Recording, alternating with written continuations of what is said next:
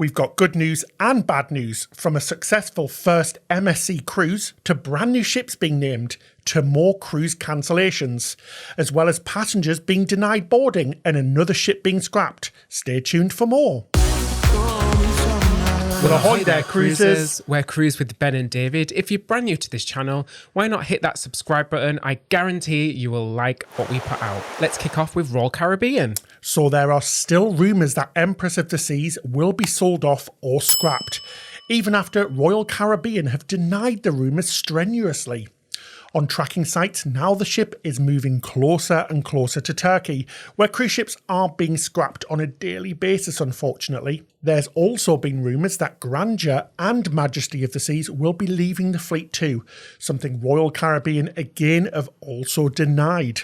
Majesty of the Seas is heading to Valletta in Malta, the same way Empress of the Seas did a few months ago, to reportedly unload equipment before moving closer to Turkey for scrapping. Who knows, but it certainly doesn't look good for these old ships. Where there's a rumour, there's usually some truth to it. But Royal Caribbean, as we said, are so far denying all of this. Especially as the ships are literally sailing slowly towards the ship graveyard.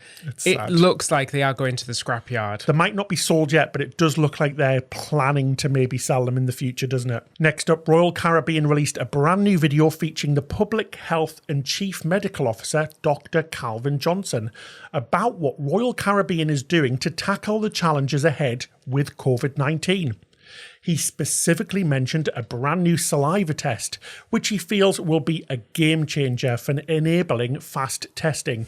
And this new test that we're hearing about, this ability to do it based on saliva, that will really be a game changer because it's fast, it's easy, and it'll be allowed us to do so many tests that we can really get this thing under control. Some people are calling it a pseudo vaccine.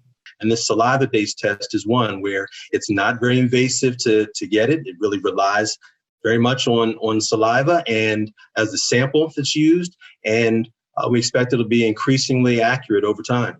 So it does sound like they're going to go the same way as MSC, with requiring all of those who are boarding to take a test until at least there is an actual vaccine available. Yeah, not surprised there. I think that's the only way that they can get cruises back and going is to ask everybody to have a test before they get on board. Absolutely. And talking about MSC Cruises, on the second sailing of the MSC Grandiosa from Genoa, 15 French passengers were turned away from the port. A young man tested positive for COVID in 2 pre-boarding checks. He had both an antigen swab test and a follow-up PCR test and tested positive in both of them, so subsequently was denied boarding, as well as the rest of the party that was with him. It must be absolutely devastating for them to get all the way to the port to be denied boarding. But this is the risk that you take, isn't it, Ben? Absolutely. But yeah, being turned around at the port after you've travelled all of that way. They travelled via minibus all the way from France and all 15 of them were denied. Yeah. It must have been heartbreaking, but that's just the way it is. Yeah, and the reason that all 15 of them were denied was because they travelled together in the minibus. So yeah, it must be devastating. But it's good that they caught it before it got onto the ship. But talking about the first cruise, it went really, really well. We spoke to some passengers on board who said the atmosphere was great. The pre-boarding checks and the checks on board did not impact their vacation, they said, at all. We're super jealous that we're not able to sail yet. As you know, that first sailing is for Schengen zone residents only. It's so good though to see cruising back, and we can't wait to get on board. Yeah, make sure you subscribe as soon as we can, Cruise. We will do to bring you everything, all of the information live from the ship, whenever that may be. But yeah, this is really fantastic news. We saw some great footage from Instagram here, which you can see over the top, of people enjoying themselves on MSC Grandiosa. It looks like a great cruise, doesn't it? It really does. It looked like really fun. We were sat at home with our cups of tea crying. Jealous. The tears falling into the tea. The cruise tears. MSC have also postponed the start of sailings, unfortunately, for their second ship, the MSC Magnifica. They've pushed back the start date to the end of September. The MSC Grandiosa will continue to offer 7-night cruises from Genoa, but MSC said it has seen a fall in demand after additional testing measures were introduced for Italians travelling to Greece. Essentially, guys, they just didn't have the demand to get the second ship online. Yeah, it's really concerning to hear that people weren't willing to cruise. It's another blow to the cruise industry. Yes, and Greek ports made up 3 of the ports on the second ship's itinerary as well. So there wasn't a demand for people on that ship. But not to worry, MSC said that they believe the reservations will start to pick up again in the coming months. Guests affected by the cancelled cruises will be offered alternatives, such as a cruise on the MSC Grandiosa or receive a future cruise credit. Like MSC, the Italian cruise line Costa Cruises have confirmed that it will require all passengers to take a COVID-19 test at the terminal before embarking. Not surprising, they are also only allowing passengers off the ship in ports with cruise-booked excursions just like MSC, and they're planning to resume cruising on September 6th. Yes, take a look at last week's Cruise News Roundup for the family that were denied boarding back onto the ship because they deviated away from the planned shore excursion, so they are taking these rules really seriously. Yeah, but in some good news from MSC, MSC Cruises will be offering discounts of up to 50% for worldwide healthcare workers and their families to thank them for their selfless and tireless contribution during the pandemic. This is absolutely fantastic. The offer, running from Monday the 31st of August all the way up till April the 30th, 2021, will be available on all cruises up until the end of next year. The offer will be available to all healthcare staff, those on the front line and back office workers, doctors, nurses, pharmacists, and all of those who work in research laboratories as well. This is a really fantastic job from MSC. So if you do work in these fields, thank you personally from us as well for keeping the countries going. But it's fantastic. 50% off, guys. Get booking. How fantastic is that? That's great. And you've got such a long time to use that offer as well. So, now news from Carnival. The second XL class ship has been named as the Carnival Celebration. Ben, that name sounds really familiar. Yeah, so we've already obviously had a Carnival ship called Celebration before. She'll be the sister ship to the Mardi Gras that is due to start sailing next February. The ship will offer many of the same features as the Carnival Mardi Gras, including the Bolt roller coaster, but she will come with some unique design features too. The ship will join the fleet in November 2022. This will coincide with the cruise line's 50th birthday, hence why it's called the Carnival Celebration. The ship will offer cruises from Port Miami. So some sad news from Carnival.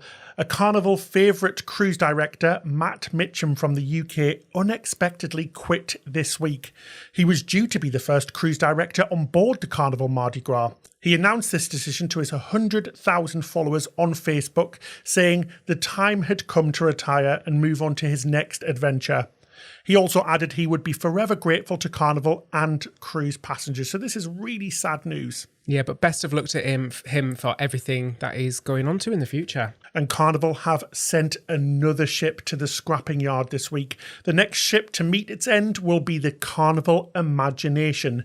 She's headed to Turkey, where her sister's Inspiration and Fantasy were already scrapped. Carnival Fascination is expected to be the next ship to make this final fateful voyage, but it hasn't been confirmed yet. But it's super sad to see all of these ships being destroyed because of the virus.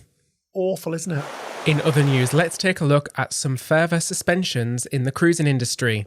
Royal Caribbean have cancelled all of the Australia and New Zealand cruises until at least November. That's really sad for everybody down under, isn't it? They were still expecting to cruise there, but yeah, it's basically wiped out the 2020 season now. Yeah. Marella has suspended all cruises as well until at least November the 15th. Another sad one there. They were hoping to resume cruises relatively soon, weren't they? And following suit, Princess Cruises have also extended suspension of cruising in Australia until December the 12th. They have also cancelled several world cruises.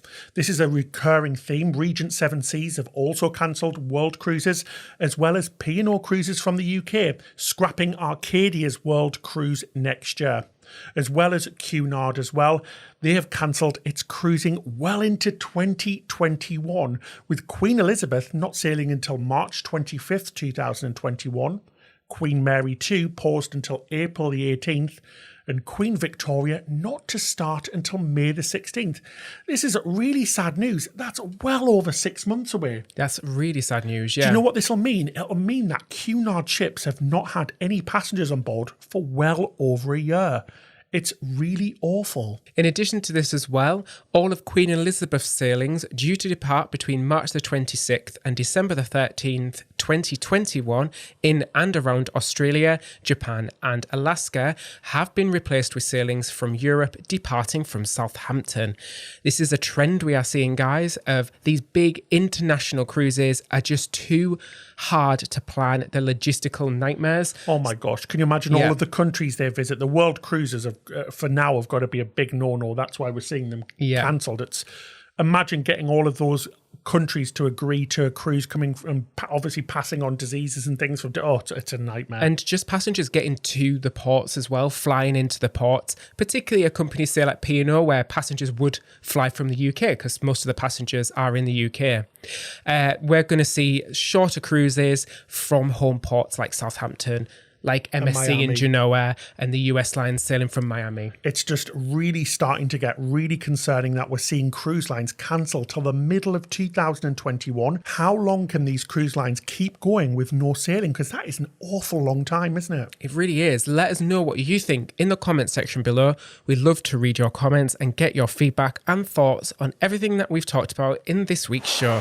So that's it for this episode. Thank you so much for watching. We really appreciate it. We'd appreciate it even more if you could consider giving us a subscribe and hitting that bell button as well so you're notified when we upload a brand new video. And we've got lots coming. We do, yeah. And we don't usually mention it often, guys, but why not give us a follow on Instagram? You can find us. We're called Cruise With on Instagram. You can also find us on Facebook and Twitter as well. And thanks so much to our patrons as well. Captain of the Week is Matthew. So ahoy there, Ahoy, Matthew. That's it till next time. Happy cruising.